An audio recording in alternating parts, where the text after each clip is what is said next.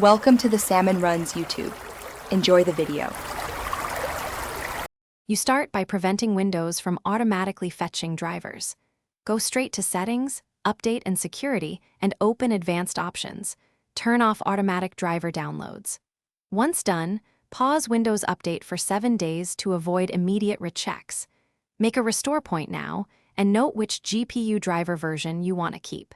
You do this because Windows Update often overrides manual installs. Taking these steps first stops the system from undoing your later changes.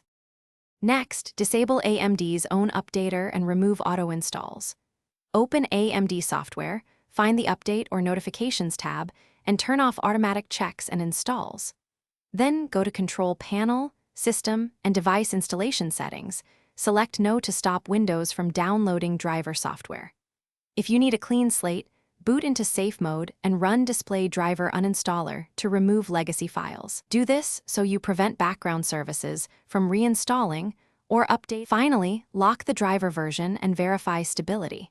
Use Group Policy Editor or the registry to block updates for the specific hardware ID. This prevents Windows Update from forcing newer versions.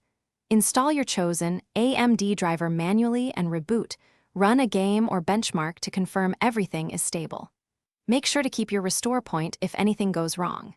If updates still appear, check Event Viewer for update triggers, and either roll back the driver or restore your system to the checkpoint you created.